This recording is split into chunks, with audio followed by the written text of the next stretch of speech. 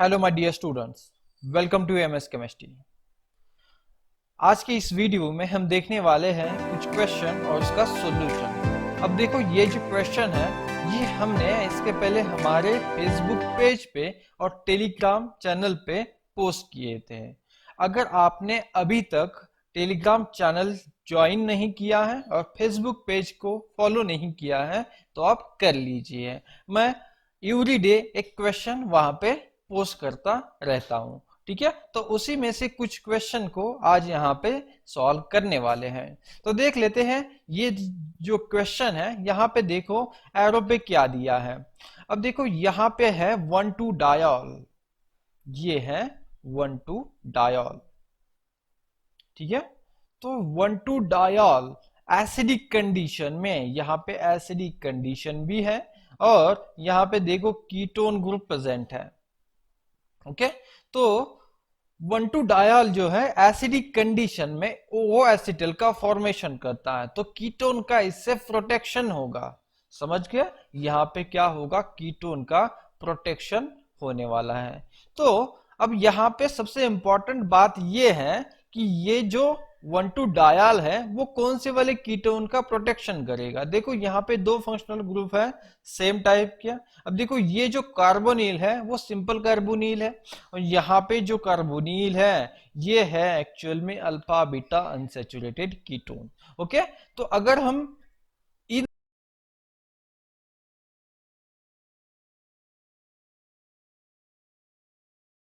दोनों कार्बोनिल की इलेक्ट्रोफिलिसिटी की बात करें तो देखो ये जो सिंपल कार्बोनिल होता है ये एक्चुअल में मोर इलेक्ट्रोफिलिक होता है और ये जो अल्फा बीटा अनसैचुरेटेड कार्बोनिल है, कीटोन है, ये उसके कंपैरिजन में लेस इलेक्ट्रोफिलिक है। क्यों होगा ऐसे? क्योंकि देखो इस कार्बोनिल के कॉन्जुगेशन में ये लोन पेयर भी है, ठीक है ना। इससे क्या होती है, इस कार्बन की इलेक्ट्रॉन डेंसिटी बढ़ जाती है और जितनी कार्बन की इलेक्ट्रॉन डेंसिटी बढ़ेगी उतनी इसकी इलेक्ट्रोफिलिसिटी जो है वो कम होगी, ठीक है। तो सबसे इंपॉर्टेंट फर्स्ट स्टेप में क्या होगा, कार्बोनिल का प्रोटेक्शन होगा और ओ एसिटल का फॉर्मेशन होगा। और यहां पे मैंने बता दिया कि इन दोनों में से किसका प्रोटेक्शन होने वाला है। तो चलो इसका जो भी प्रोडक्ट बनेगा वो मैं यहाँ पे बना देता हूं। तो देखो यहाँ पे है कार्बोनिल, ये अब इसका मैकेनिज्म मैं नहीं दिखा रहा हूं, ये सिंपल है, आपने बहुत बार देखा होगा। सिंपल मैंने ओ एसिटल का फॉर्मेशन किया है बाय यूजिंग 1,2 डायोल। अब सेकेंड स्टेप क्या है, इसमें दिया है H2PDC। अब ये H2PDC क्या है, ये रिड्यूसिंग एजेंट होता है, ठीक है ना। ये क्या है, रिड्यूसिंग एजेंट है। ये डबल बॉन्ड के अक्रॉस हाइड्रोजन की एडिशन करेगा। याद रखना H2PDC यहाँ पे कार्बोनिल का रिडक्शन नहीं करेगा, ठीक है।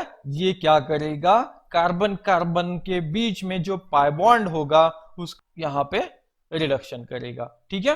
तो देखो यहाँ पे जो रिडक्शन होगा वो किस तरह से होगा, किस साइड से यहाँ पे हाइड्रोजन ऐड होंगे, ये सबसे इंपॉर्टेंट है, ठीक है। अब हमें तो समझ में आ गया कि ये कार्बोनिल का रिडक्शन नहीं करेगा, इस पाई बॉन्ड का रिडक्शन करने वाला है, ठीक है। तो यहाँ पे जो दोनों हाइड्रोजन आएंगे आफ्टर रिडक्शन वो किस साइड से आएंगे ये हमें यहाँ पे बताना है, ठीक है। तो देखो यहाँ पे एक मॉडल दिखा देता हूं मैं। अब आप यहाँ पे देख सकते हो, अब देखो अगर आप इसे इस तरह से निकालोगे चेयर फॉर्म में, ठीक है ना, क्या करोगे, चेयर फॉर्म में निकालोगे। यहाँ पे देखो ये जो मिथाइल है वो ऊपर की साइड में है, ठीक है। तो इसका जो स्ट्रक्चर है ये इस तरह से बनेगा। अब देखो ये जो पाई बॉन्ड है, कार्बन व कार्बन के बीच में डबल बॉन्ड है, यहाँ पे आपको क्या करना है, हाइड्रोजन ऐड करने हैं। तो यहाँ पे जो दोनों हाइड्रोजन ऐड होंगे वो एक्चुअल में सेम साइड से होंगे, क्योंकि आपको पता है H2PDC में ये क्या है, ये एक्चुअल में PDC का सरफेस होता है और इस पे हाइड्रोजन प्रेजेंट होते हैं इस तरह से। तो जब ये इसके साथ रिएक्ट करेगा, पाई बॉन्ड के साथ रिएक्ट करेगा, तो दोनों हाइड्रोजन जो है वो सेम साइड से आएंगे, ठीक है। तो इसीलिए जो भी हाइड्रोजन आने वाले हैं वो दोनों के दोनों सेम साइड से ही आएंगे, ठीक है। ओके, उसके बाद हमें देखना है क्या ये अबोव से ऐड होगा या बिलो से ऐड होगा। ठीक है, ये है हमारी ऊपर की साइड, ये है नीचे की साइड, कौन से वाली साइड से ऐड होगा। तो देखो ये जो इसकी नीचे वाली साइड है ये एक्चुअल में बहुत ज्यादा हिंडर्ड है। ये क्या है, बहुत ज्यादा हिंडर्ड है। तो इस साइड से कभी भी हाइड्रोजन ऐड नहीं होगा। ठीक है ना, जिस साइड में स्टेरिक रिपल्शन कम होगा, जिस साइड में स्टेरिक हिंड्रेंस कम होगा, ठीक है, उसी साइड से हाइड्रोजन ऐड होंगे। ठीक है, तो इसी तरह से यहाँ पे जो दोनों के दोनों हाइड्रोजन हैं वो नीचे की साइड से नहीं ऊपर की साइड से आएंगे। ठीक है, तो देखो यहाँ पे जो हाइड्रोजन है वो आपके ऊपर के साइड से आया हुआ है। ठीक है, तो इसी तरह से आपको क्या करना है, इस क्वेश्चन को सॉल्व करना है। अब देखो आपको ऑप्शन मैच करना है, कौन सा ऑप्शन होगा। यहाँ पे देखो ये तो इनकरेक्ट है क्योंकि आप इस कार्बोनिल का प्रोटेक्शन नहीं कर सकते क्योंकि वो लेस रिएक्टिव है। यहाँ पे भी वही किया हुआ है। अब देखो यहाँ पे इन दोनों में ये इसका प्रोटेक्शन किया हुआ। ठीक है, उसके बाद यहाँ पे पाई बॉन्ड का रिडक्शन किया हुआ है और रिडक्शन के बाद ये जो हाइड्रोजन है वो मिथाइल के साइड से आएगा क्योंकि मिथाइल के साइड में एक्चुअल में स्टेरिक रिपल्शन कम है, जो उसकी अपोजिट साइड है ओके वहां पे स्टेरिक रिपल्शन ज्यादा है। तो आपका सी ऑप्शन यहाँ पे करेक्ट होने वाला है। और डी में तो देख सकते हो आप, इसने किसका रिडक्शन किया है, कार्बोनिल का भी रिडक्शन किया है और पाई बॉन्ड का भी रिडक्शन किया हुआ है। ठीक है, तो ये तो गलत ही होगा, तो ऑप्शन सी आपका यहाँ पे करेक्ट होने वाला है। अब देख लेते हैं सेकंड क्वेश्चन। अब देखो यहाँ पे ये जो क्वेश्चन है इसे भी आप अच्छी तरह से देख लो। अगर आपने सॉल्व किया है तो ठीक है, अगर नहीं किया है तो यहाँ पे हम सॉल्व करने ही वाले हैं। अगर आप नए हो, आपने पहली बार देखा है, तो आप कुछ टाइम के लिए वीडियो पॉज कर सकते हो, सॉल्व करो क्वेश्चन को। आपका जो भी आंसर आएगा वो मुझे कमेंट बॉक्स में बता सकते हो। उसके बाद में हम क्या करेंगे, सॉल्यूशन देखेंगे। तो चलो स्टार्ट करते हैं इसका भी सॉल्यूशन। अब देखो यहाँ पे एरो पे क्या है, ये जो रिएजेंट है ओके ये एक्चुअल में आपका फॉस्फोरस इलाइड है। ओके क्या है, फॉस्फोरस इलाइड। अब ये इलाइड क्या होता है, अगर आपके मॉलिक्यूल में कोई कार्बन एटम है, कार्बन एटम पे नेगेटिव चार्ज है और वो कार्बन एटम किसी पॉजिटिवली चार्ज हेटेरो एटम से अटैच्ड है, तो वो होता है इलाइड। जैसे कि देखो यहाँ पे कार्बन पे नेगेटिव चार्ज है और फॉस्फोरस पे पॉजिटिव चार्ज है। ठीक है ना, तो ये हो जाएगा इलाइड। अब जैसे कि आपको पता है यहाँ पे देखो ये है कार्बोनिल ओके और यहाँ पे है ये भी कार्बोनिल, ये है कीटोन और ये है अल्डिहाइड। तो आपको पता होगा कि अल्डिहाइड और कीटोन में, अल्डिहाइड और कीटोन में सबसे ज्यादा रिएक्टिव कौन होता है, सबसे ज्यादा रिएक्टिव और सबसे ज्यादा इलेक्ट्रोफिलिक जो है वो अल्डिहाइड होता है। ठीक है ना, तो इलाइड जो है वो यहाँ पे अल्डिहाइड के साथ ही रिएक्शन करेगा। अब देखो ये जो रिएक्शन है वो आपकी विटिग रिएक्शन है। ठीक है, बहुत बार आपने पढ़ ली होगी, यहाँ पे कार्बोनिल से ओलिफिन का फॉर्मेशन होता है।